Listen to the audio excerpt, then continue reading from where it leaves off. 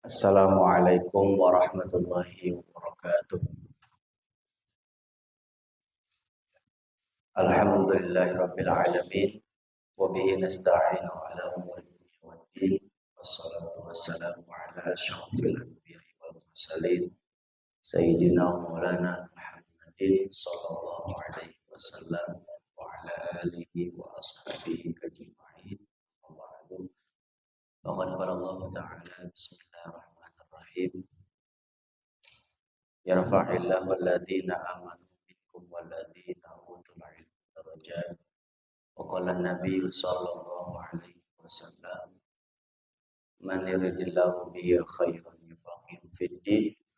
Shadaqallahul azim wa sadaqa rasul habibul karim wa nahnu ala dzalika minasyahidin wa syakirin walhamdulillahi rabbil alamin. Puji serta syukur mari sama kita aturkan kepada Allah Subhanahu wa taala. Alhamdulillah kita masih diberikan kesempatan, keluangan waktu dan juga kesehatan untuk sama-sama melangkahkan kaki ke Masjid Ar-Rahmah untuk sama-sama melaksanakan salat subuh berjamaah. Dilanjutkan taklim rutinan di setiap pekannya. Harapannya mudah-mudahan seluruh amaliyah kita diterima oleh Allah Subhanahu wa taala. Amin ya rabbal alamin. Salawat serta salam mudah-mudahan Allah senantiasa sampaikan rahmatnya. Allah curahkan kasih sayangnya kepada Nabi yang mulia Nabi Muhammad sallallahu alaihi wasallam. Semoga rahmatnya Allah, kasih sayangnya Allah juga tercurah kepada para keluarganya, para sahabatnya, tabi'in tabi'atnya, terkhusus kita selaku umatnya. Mudah-mudahan nanti di yaumil qiyamah kita sama-sama mendapatkan syafaat dan pertolongannya. Amin ya rabbal alamin. Al-Fatihah bil qabul wa ila hadratir rasul wa li tamami kulli sholal mustafa akhir rasul wa ila hadratin nabil mustafa rasulillah Muhammadin sallallahu alaihi wasallam wa ala alihi wa ashabihi wa azwajihi wa dzurriyyatihi wa ahli baitil kiram wa li jami' sahabati ajma'in wa li jami'il awliya'i wal 'amilin wa syuhada'i was sholihin khususan hadrati sultanil awliya'il Baghdadi Syekh Muhyiddin Abdul Qadir Jilani wa ila hadrati Sayyidi Abi Hamid Muhammad bin Muhammad Al-Ghazali At-Tusi wa ila hadrati jami' ulama'ina wa masyayikhina wa masyayikhina aina makanu anna Allah yuli darajatin fil jannah wa yu'idda alaina min barakatihim wa asrarihim wa ulumihim fid din wa dunya wal akhirah. Al-Fatihah. A'udzu billahi minasyaitonir rajim. Bismillahirrahmanirrahim. Alhamdulillahi rabbil alamin arrahmanir rahim maliki yaumiddin. Iyyaka na'budu wa iyyaka nasta'in ihdinas siratal mustaqim siratal ladzina an'amta 'alaihim ghairil maghdubi 'alaihim. Amin. A'udzu billahi minasyaitonir rajim. Bismillahirrahmanirrahim. Innallaha wa malaikatahu yusholluna 'alan nabi. Ya ayyuhalladzina amanu shallu 'alaihi wa sallimu taslima. Allahumma shalli sholatan kamilatan wa sallim salaman taman ala sayyidina Muhammadin alladzi tanhalu bihi al-'uqad wa tanfariju bihi al-kurab wa tuqda bihi al-hawaij wa tunalu bihi ar-raghaib wa husnul khawatim wa yastasqal ghamam biwajhil karim wa ala alihi wa sahbihi fi kulli lamhati wa nafasin bi'adadi kulli ma'lumin lam. Allahumma shalli salatan kamilatan wa sallim salaman taman ala sayyidina Muhammadin alladzi tanhalu bihi al-'uqad wa tanfariju bihi al-kurab wa tuqda bihi al-hawaij wa tunalu bihi ar-raghaib wa husnul khawatim wa istasqal ghamam biwajhil karim wa ala alihi wa sahbihi fi kulli lamhati wa nafasin bi'adadi kulli ma'lumin lam. Allahumma shalli salatan kamilatan wa sallim salaman taman ala sayyidina Muhammadin alladzi tanhalu bihi al-'uqad wa tanfariju bihi al-kurab wa tuqda bihi al-hawaij wa tunalu bihi ar-raghaib wa husnul khawatim wa yastasqal ghamam biwajhil karim wa ala alihi wa sahbihi fi kulli lamhati wa nafasin bi'adadi kulli ma'lumin lam. Allahumma shalli salatan kamilatan wa sallim salaman taman ala sayyidina Muhammadin alladzi tanhalu bihi al-'uqad wa tanfariju bihi al-kurab wa tuqda bihi al-hawaij wa tunalu bihi ar-raghaib wa husnul khawatim wa istasqal ghamam biwajhil karim wa ala alihi wa sahbihi fi kulli lamhati wa ونفس بعدد كل معلوم له. اللهم صل صلاة كاملة وسلم سلاما تاما على سيدنا محمد الذي تنحل به العقد وتنفرج به الكرب وتقضى به الحوائج وتنال به الرغائب وحسن الخواتم ويستسقى الغمام بوجهه الكريم وعلى آله وصحبه في كل لمعة ونفس بعدد كل معلوم له. اللهم صل صلاة كاملة وسلم سلاما تاما على سيدنا محمد الذي تنحل به العقد وتنفرج به الكرب وتقضى به الحوائج وتنال به الرغائب وحسن خواتمه ويستصغر الغمام بوجه الكريم وعلى آله وصحبه في كل لمحة ونفس بعدد كل محدث. اللهم صل صلاة كاملة وسلم سلاما تاما على سيدنا محمد الذي تنحل به العقد وتنفرج به الكرب وتقضى بالحوائج وتنال به الرغائب وحسن خواتمه ويستصغر الغمام بوجه الكريم وعلى آله وصحبه في كل لمحة ونفس بعدد كل محدث. اللهم صل صلاة كاملة وسلم سلاما تاما على سيدنا محمد الذي تنحل به العقاب وتنفرج به الكرب وتقضى بالحوائج وتنال به الرغائب وحسن الخواتم ويستصقى الغمام بوجه الكريم وعلى آله وصحبه في كل لمحة ونفس بعدد لما علم لك. اللهم صل صلاة كاملة وسلم سلاما تاما على سيدنا محمد الذي تنحل به العقد وتنفرج به الكرب وتقضى بالحوائج وتنال به الرغائب وحسن الخواتم ويستصقى الغمام بوجه الكريم وعلى آله وصحبه وسلم. اللهم صل صلاة كاملة وسلم سلاما تاما على سيدنا محمد الذي تنحل به العقد وتنفرج به الكرب وتقضى بالحوائج وتنال به الرغائب وحسن الخواتم واستصغر الغمام بوجه الكريم وعلى آله وصحبه في لمحة ونفس بعدد كل معلوم له. اللهم صل صلاة كاملة وسلم سلاما تاما على سيدنا محمد الذي تنحل به العقد وتنفرج به الكرب وتقضى بالحوائج وتنال به الرغائب وحسن الخواتم ويستصغر الغمام بوجهه الكريم وعلى آله وصحبه في كل لمحة ونفس بعدد كل معلوم له. اللهم اجعل صلواتك وبركاتك على سيد المرسلين وإمام المتقين وخاتم النبيين سيدنا مولانا محمد صلى الله عليه وسلم. اللهم فقهنا في الدين وعلمنا الحكمة والتأويل. اللهم ارزقنا فهم النبيين وحفظ المرسلين وإلهام الملائكة المقربين برحمتك يا أرحم الراحمين. آمين يا رب العالمين.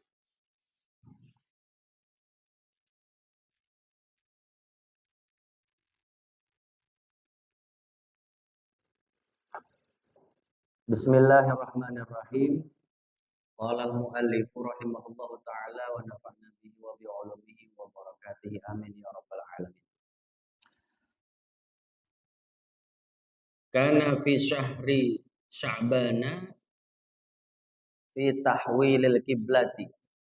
Dalam kitab Madza fi Sya'ban karangan dari Said Alwi Al-Maliki Al-Hasani bahwa fenomena yang ada di bulan Sya'ban ataupun kejadian-kejadian yang ada di dalam bulan Sya'ban diantaranya ada 3.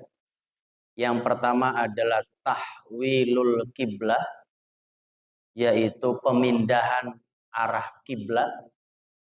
Kemudian raf'ul a'mal, diangkatnya amalan kita atau disetorkannya amalan kita. Dan yang terakhir adalah perintah kita untuk bersolawat kepada Rasulullah Shallallahu Alaihi Wasallam. Kata beliau, kana fi syahri Sya'bana tahwilul qiblati. Bahwa di bulan Sya'ban itu ada kejadian ataupun ada peristiwa yang mana peristiwa ini adalah peristiwa yang tidak akan pernah dilupakan oleh umat Islam, yaitu pemindahan arah kiblat. Qad kana sallallahu alaihi wasallam yantaziru dalika raghbatan qawiyatan. Sungguh Rasul menunggu kehadiran fenomena pemindahan arah kiblat itu dengan penuh dengan penuh antusias. Karena ketika Nabi hijrah dari kota Makkah ke kota Madinah, itu Nabi sholat ketika di Madinah masih menghadap ke arah Baitul Maqdis. Dengan kata lain, ketika Nabi berangkat ke Madinah, berarti otomatis sholatnya Nabi itu membelakangi tanah kelahirannya. Di mana? Ka'bah ataupun Makkah. Saking cintanya Rasul kepada Makkah, pernah diriwayatkan bahwa ketika hijrahnya Rasul, itu Rasul sampai melirihkan satu syair yang kemudian diriwayatkan oleh Abu Bakar. Bahwa kata Nabi ketika hijrah itu bersama Abu Bakar duaan, karena ketika hijrah para sahabat yang lain berangkat duluan, sedangkan Nabi transit terlebih dahulu di Gua Sur berdua bersama Abu Bakar. Itu untuk mengantisipasi kalau nanti di pertengahan jalan kemudian ketewak ataupun kegap ketahuan oleh orang-orang kafir Quraisy. Maka kata Nabi, silahkan kalian berangkat terlebih dahulu, saya dan Abu Bakar belakangan. Karena kalau saya membersamai kalian ketika hijrah, nanti didapati atau ketahuan oleh orang-orang kafir Quraisy, maka hancurlah kita dan tidak akan pernah bisa hijrah. Maka akhirnya para sahabat berangkat terlebih dahulu ke Madinah, Nabi dan juga Abu Bakar transit terlebih dahulu di Gua Sur. Nah, ketika keluar dari Gua Sur di perbatasan kota Makkah dan Madinah, Nabi menghadap ke arah Ka'bah atau menghadap ke arah Makkah. Sambil berkata, kalau bukan karena umatku, aku tidak akan pernah meninggalkan engkau, wahai Makkah, kota di mana aku dilahirkan dan aku cintai. Dan syair itu ataupun riwayat itu menjadi bukti bahwa Nabi mencintai tanah airnya. Kalau bukan karena umatnya yang mengusir atau mengintimidasi, Nabi nggak pernah hijrah. Juga Nabi bukan berarti ketika hijrah Nabi dikategorikan penakut. Ya Nabi kan backingannya para malaikat, langsung Allah juga. Tapi Nabi memikirkan kondisi umatnya, yang mana umatnya nggak bakal sama kemampuannya dengan dia. Maka Nabi lebih mementingkan kepentingan yang lain dari di atas kepentingan pribadi. Maka akhirnya Nabi mengucap di perbatasan kota Makkah, keluar mau berangkat ke kota Madinah. Nabi menghadapkan wajahnya ke arah kota Makkah sambil berkata, kalau bukan karena umatku, aku tidak akan pernah meninggalkan engkau wahai Mekah, kota di mana aku dilahirkan dan aku cintai. Cuman sayangnya belakangan banyak orang yang gak baca itu. Gak baca sirah nabawiyah secara lengkap. Yang akhirnya kemudian bahwa Nabi konon katanya tidak mencintai tanah airnya. Padahal jelas Nabi itu mengucap yang kemudian disaksikan oleh Abu Bakar. Nah, kita berangkat di mana pemindahan arah kiblat Nabi menunggu dengan antusias. Kenapa antusiasnya? Karena Nabi ini merasa membelakangi tempat kelahirannya, nggak nyaman gitu. Kalau dalam ta'lim itu ada satu etika di mana seorang murid kalau lagi baca kitab kemudian kakinya diselonjorin, yang selonjorannya ini kakinya menghadap ke arah rumah gurunya, itu harus dipindahkan kakinya sampai ke arah sana etikanya. Contoh rumah kita, rumah guru kita di rusun sana. Nah, kita baca buku atau baca kitab, wala baca Quran sekalipun, disodorkan kakinya menghadap ke rumah arah guru kita. Itu dalam kitab Ta'lim Muta'alim itu sangat tidak diperkenankan. Dan Nabi sudah mempraktekkan itu. Berasa gimana gitu ketika sholat di kota Madinah dengan artian Nabi masih menghadap ke arah Baitul Maqdis, itu artinya Nabi membelakangi kota Makkah. Karena apa namanya? Ilustrasinya seperti ini. Ini di kota Makkah. Nabi pindah ke kota Madinah. Nah, kitab ini kota Madinah di tengah. Kemudian Baitul Maqdis ini adanya di HP letaknya. Nabi yang di kota Madinah otomatis masih menghadap ke Baitul Maqdis sholatnya itu. Kemudian membelakangi kota Makkah. Ketika di Makkah nggak bermasalah. Karena Nabi langsung tembus menghadap ke arah Baitul Maqdis. Tapi ketika Nabi berangkat dari kota Makkah, hijrah ke kota Madinah, maka otomatis Nabi membelakangi kota Dan itu menjadi kegundahan, kegelisahan oleh Nabi sendiri. Wa yaqumu fi kulli yaumin muqalliban wajhahu fis sama'i. Bahkan Nabi itu setiap di sepanjang sholatnya, bahkan di sini diceritakan fi kulli yaumin muqalliban wajhahu fis sama'i, setiap hari mukanya ini dihadapkan ke langit gitu loh. Saking kepengen ada perintah supaya dipindahkan di arah kiblat. Jangan ke Baitul Maqdis. Kemana? Ke Masjidil Haram. Belum ada juga perintah. Ya taraqqabul wahyu rabbani hatta aqarrallahu ainahu wa atahumnahu. Sampai pada akhirnya Allah memberikan wahyu, kemudian Nabi diarahkan pandangannya. Aqarrallahu ainahu wa atahumnahu. Kemudian Allah juga memenuhi cita-citanya. Apa? Dipindahkannya arah kiblat dari Palestina kemudian mengarah ke kota Mekah. Maka turunlah ayat wa haqqaqa matlubahu bima aradahu. Sungguh terjadi secara benar, secara hakikatnya permintaan atau request kekasih Allah yang bernama Nabi Muhammad itu bima ardahu, dengan ridhonya Allah Subhanahu wa taala. Turun ayatnya qaddara taqalluba wajhika fis samai falan walliyannaka qiblatan tardaha fawalli wajhaka syatral masjidil haram. Maka ketika itu juga Nabi ketika sholat kontan turun ayat itu Nabi langsung balik badan 180 derajat. Awalnya menghadap ke timur, kemudian turun ayat langsung balik kanan menghadap arah barat.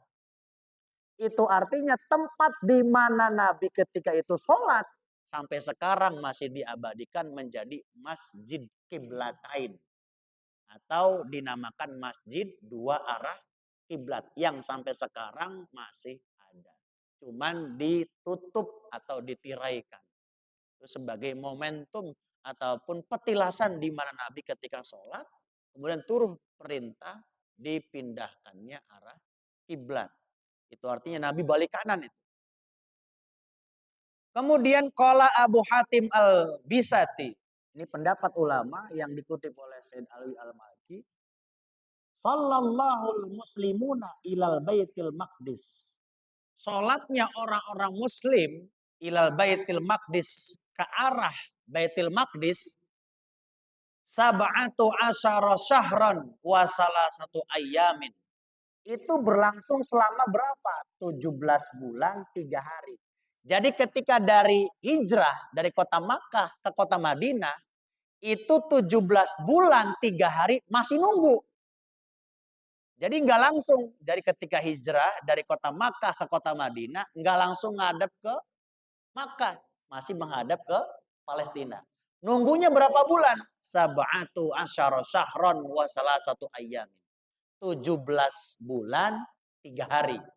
Baru dipindahkan. Berarti kalau 17 bulan itu setahun setengah. Iya, kurang lebih.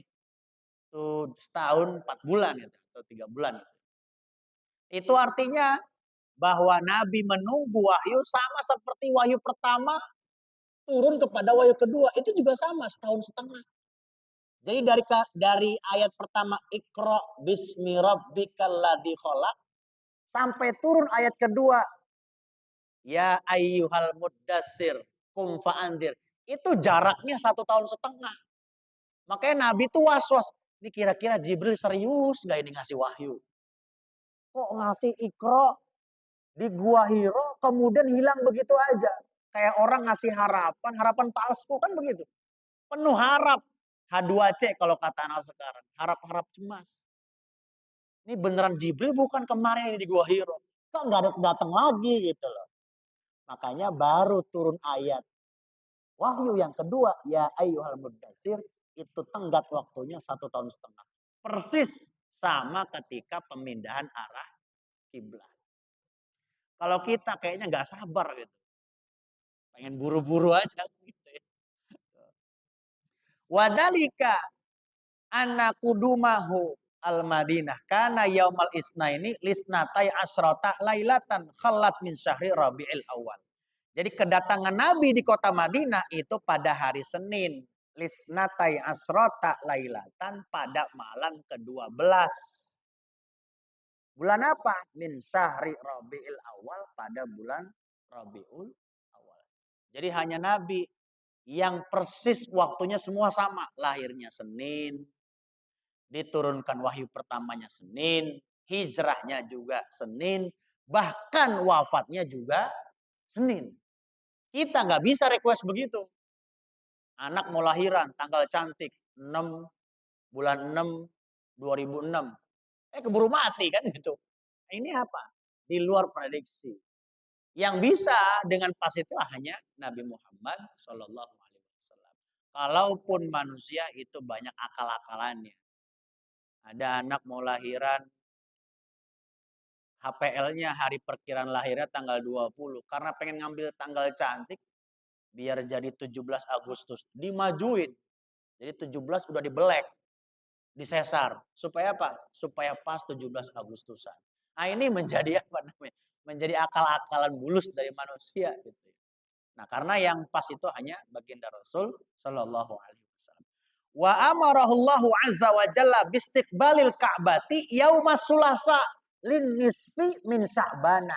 Hari di mana pemindahan arah kiblat itu terjadi, berangkat dari Palestina atau Baitul Maqdis, Masjidil Aqsa, kemudian pindah ke kota Makkah ataupun Masjidil Haram, itu pada yaumis sulasa, hari Selasa. Linisfi min Sya'ban, terjadinya pas pertengahan bulan Sya'ban. Makanya nanti ada peringatan nisfu Sya'ban. Kita niatkan sebagai bentuk penghormatan arah pemindahan arah kiblat.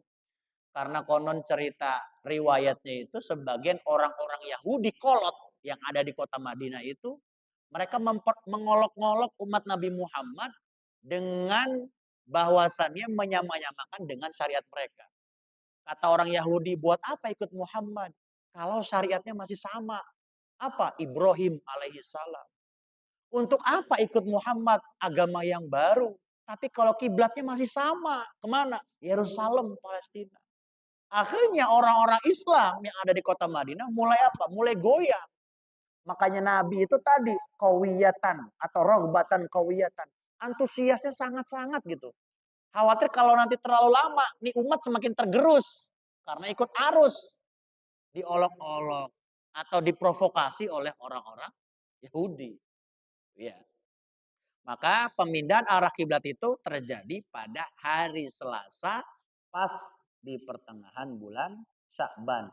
Tenggat waktunya dari pertama Nabi hijrah nyampe di kota Madinah itu baru dipindah arah kiblatnya berapa bulan?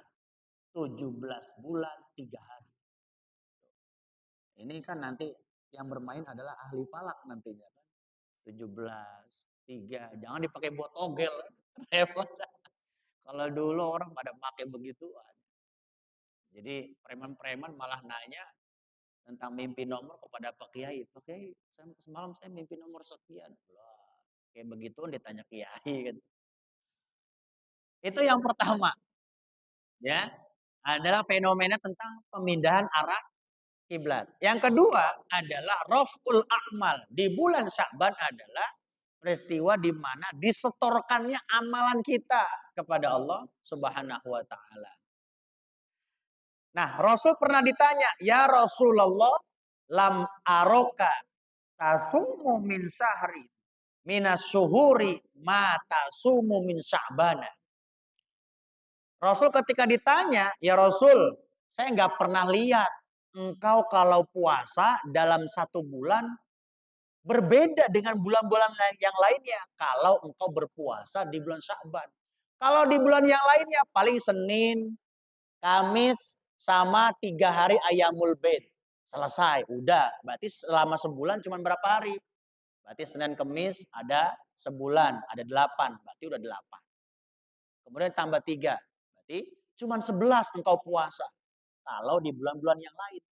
Tapi saya mendapati engkau di bulan Syaban kok rada beda puasanya. Kenapa? Full puasanya, nggak ada bolongnya. Tuh. Makanya kan ada sholawat. Bulan Rajab, bulan ya Allah. Bulan Syaban, bulan ya Nabi. Kan gitu. Bulan Ramadan, bulan umatnya, bulan suci yang mulia, kan begitu. Jadi memang karena bulan Syaban ini adalah bulan di mana Nabi puasa full setelah bulan Ramadan. Makanya Nabi jawab, qala dalika syahrun yughfalun nasu anhu baina Rajabin wa Ramadan. Bahwa di mana bulan Sa'ban itu adalah bulan yang selalu dilalaikan dan dilupakan oleh umatku atau umat manusia.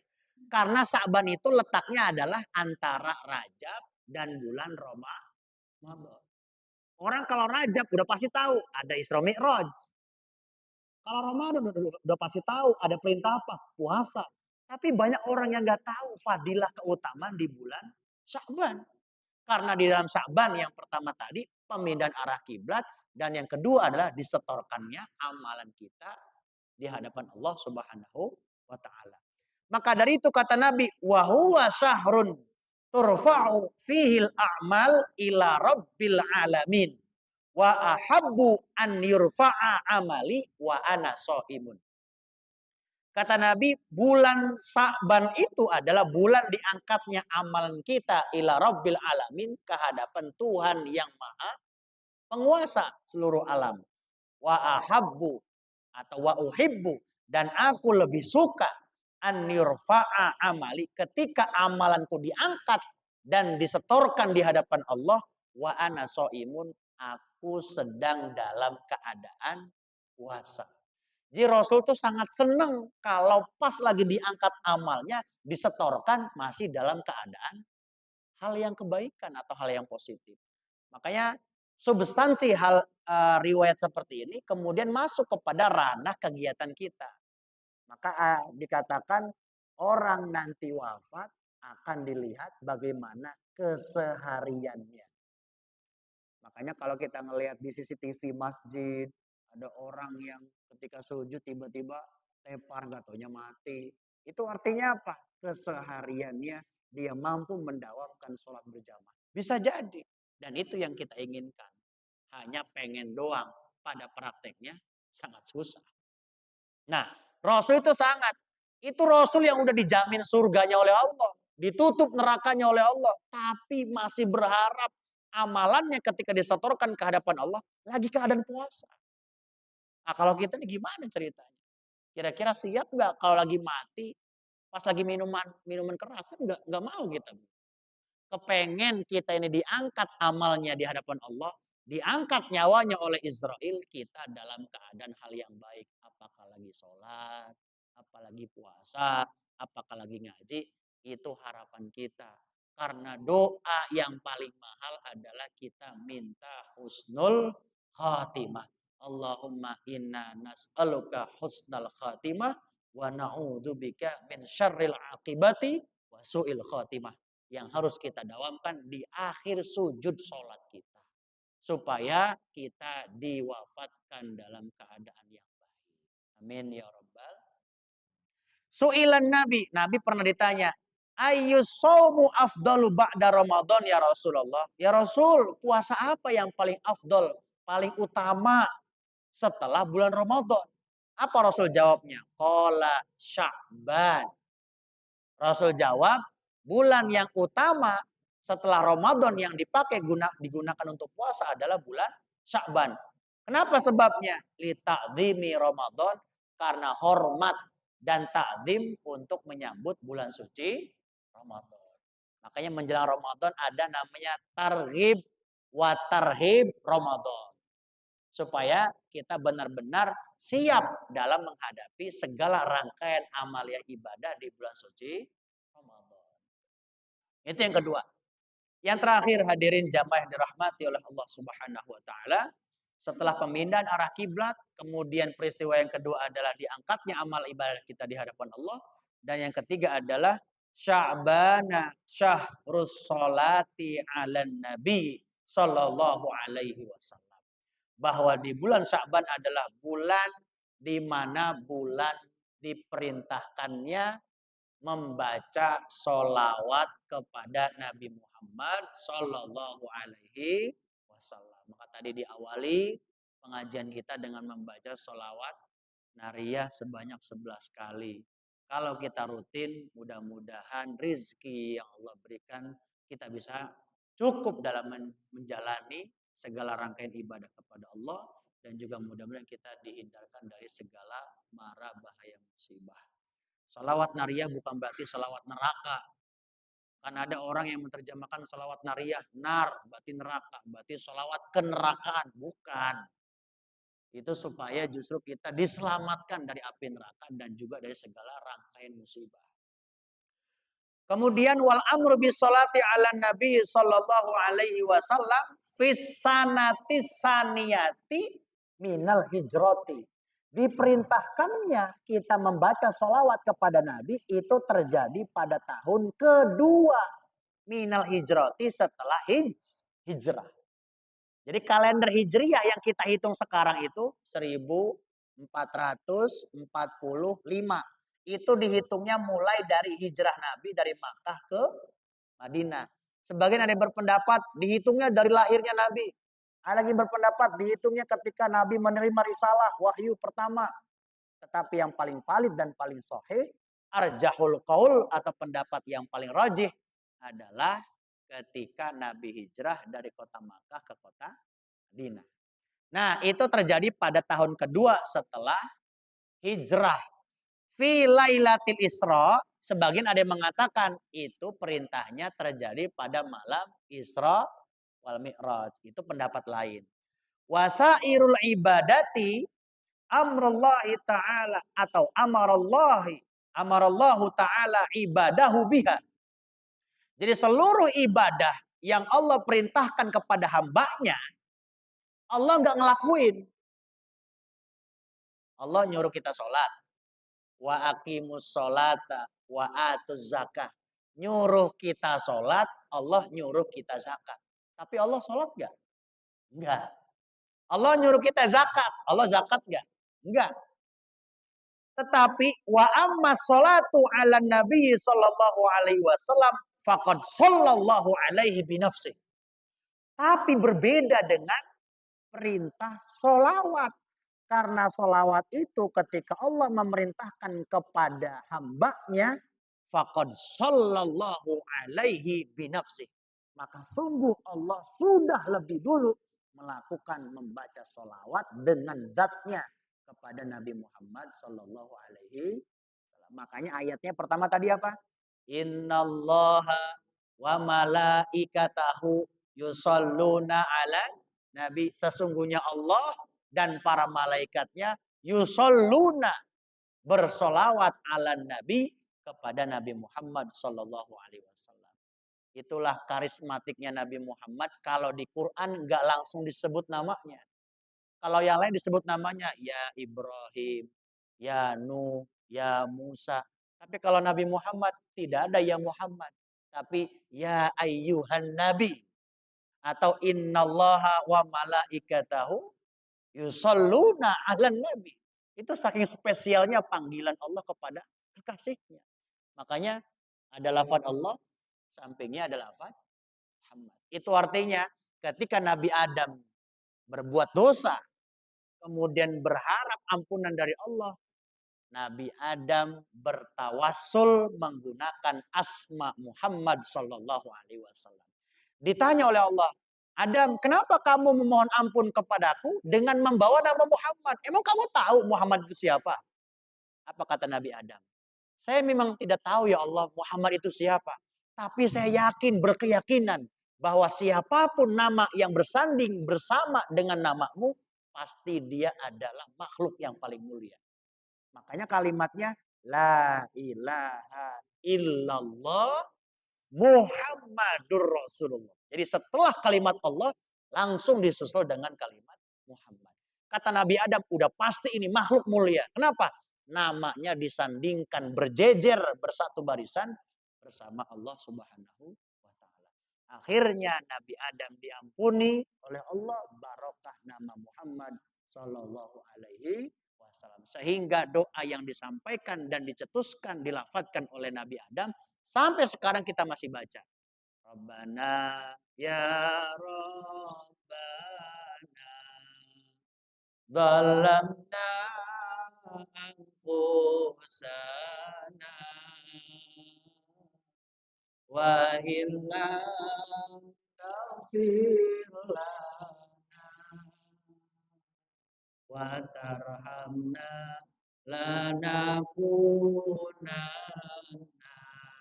minal khasirin.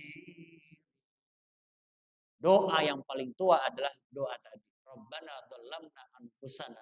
Ya Allah, ya Tuhan kami, sungguh kata Nabi Adam, kami telah berbuat dolim kepada diri kami sendiri. Wa illam taghfir lana, jikalau engkau tidak mengampuni aku, wa tarhamna, dan juga tidak mengasihi aku serta kami, lanakunanna minadh dhalimin, sungguh kami menjadi makhluk yang paling merugi dunia sampai akhiratnya. Maka barokah dengan nama Muhammad, Nabi Adam diampuni dosanya dan dipertemukan kembali oleh ibunda Hawa. Summa amara mu'minina bi ayyusallu alaihi fasabbata bihadza anna sholata 'alan nabiyyi sallallahu alaihi wasallam afdalul ibadat. Kata Said Alwi Al-Maliki dalam kitab Madhafi Sya'bannya, kemudian setelah Allah dan para malaikat penghuni langit bersolawat kepada Nabi, summa amarul mukminin, kemudian barulah Allah memerintahkan kepada hambanya yang beriman, bi ayyusallu alaihi, supaya bersolawat kepada Nabi. Fasabbata bihada, maka teguhlah, maka kokohlah perintah ini atau pendapat ini, bi anna sholata ala nabi, bahwa perintah sholawat kepada Nabi afdolul ibadat, termasuk ibadah yang paling utama. Jadi sodako utama, tapi ada yang lebih utama adalah membaca sholawat. Tapi bukan berarti membandingkan, cukup kita sholawat aja, gak usah sholat. Bukan begitu. Yang dimaksudkan adalah dengan kita melaksanakan rangkaian ibadah, masih ada ibadah yang lebih utama. Apa itu? Sholawat kepada Nabi. Makanya ketika maulidan, kita membaca sholawat, itu udah jauh lebih bagus. 1 kali kita sholawat diganti dengan 10 kali sholawat. Kita baca sholawat 10 diganti 100. 100 diganti 1000. Dan terus berlipat ganda. Dan sholawat yang kita baca, mohon maaf, jangan diartikan itu sebagai bentuk kita berdoa yang kemudian doa ini dipanjatkan kepada Nabi Muhammad. Bukan berarti Nabi Muhammad itu masih butuh doa dari umatnya. Bukan. Itu pendapat orang-orang orientalis. Orang barat yang belajar ke timur-timuran.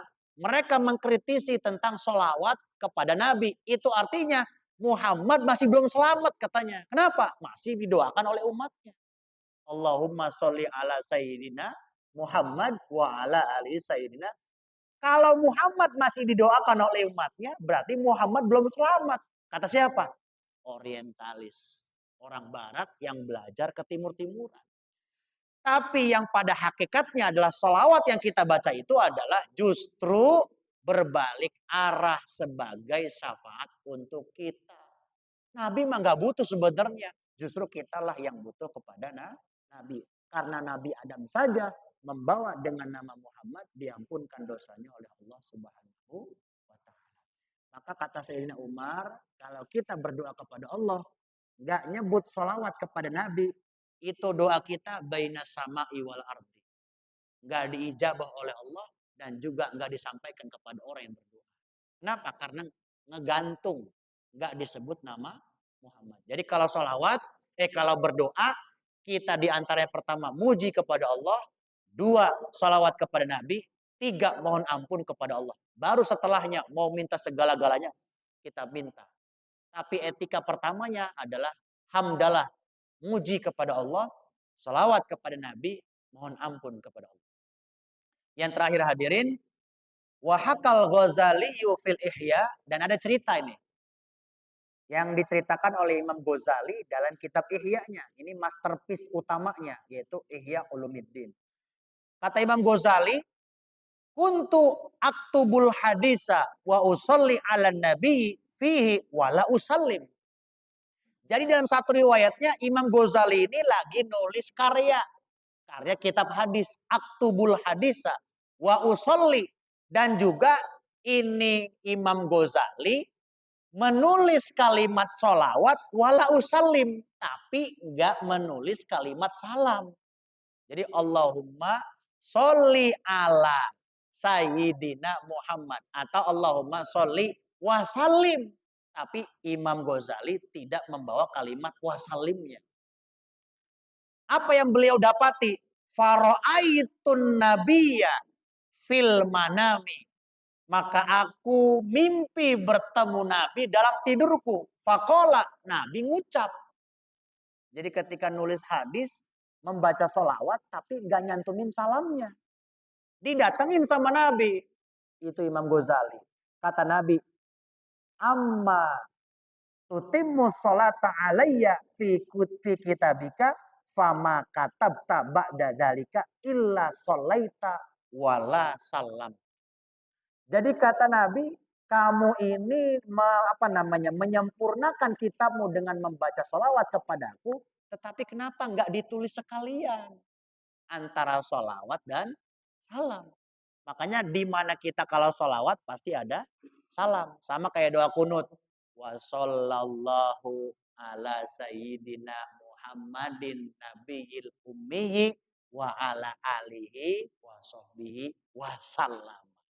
Jadi Allahumma sholli wa sallim wa barik ala sayyidina Muhammadin wa ala ali sayyidina Muhammadin. Mudah-mudahan dari peristiwa-peristiwa yang kita bisa pelajari di bulan Sya'ban dari 3 peristiwa. Pertama, tahwil kiblah, pemindahan arah kiblat. 2, diangkatnya amal kita. Dan yang ketiga adalah diperintahkannya amaliyah membaca selawat kepada Nabi. Mudah-mudahan menjadi bekal kita untuk memperbaiki langkah kita di bulan Sya'ban ini sampai nanti masuk kepada bulan suci Ramadan. Amin ya rabbal alamin. Al-Fatihah. A'udzubillahi minasyaitonir rajim. Bismillahirrahmanirrahim. Maliki yaumiddin. Iyyaka na'budu wa iyyaka nasta'in. Shiratal mustaqim, shiratal ladzina an'amta 'alaihim ghairil maghdubi 'alaihim. Allahumma shalli wa sallim ala sayyidina Muhammad fi awwal barik wa sallam wa radhiyallahu anhu sayyidina Rasulullah ajma'in. Amin ya rabbal alamin. Wa fi mazidah ya rabbana lakal hamdu kama yanbaghi li jalali wa 'azimi sultanik. Allahumma shalli ala sayyidina Muhammad. Allahumma shalli alaihi wa sallim. Allahumma ighfir lil mu'minina wal mu'minat wal muslimina wal muslimat al ahya'i minhum wal amwat. Allahumma ja'al jam'ana fi hadzal masjid ar-rahmah jam'an marhuma wa tafarraqana min ba'di tafarraqan ma'suma. Allahumma barik lana fi Rajab wa Sya'ban wa ballighna Ramadhana. Allahumma ja'alna wa auladana wa dzurriyyatina min ahlil ilmi wa ahlil khair. La taj'alna wa iyyahum min ahli syarri wa dhair. Rabbana dzalamna anfusana wa illam taghfir lana wa tarhamna lanakunanna minal khasirin. Rabbana ya Allah atina fid dunya hasanah wa fil akhirati hasanah wa qina adzabannar. Subhana rabbika rabbil izzati amma yasifun wa salamun alal mursalin walhamdulillahi rabbil alamin. Wallahu muwaffiq ila aqwamit thariq. Wassalamualaikum warahmatullahi wabarakatuh.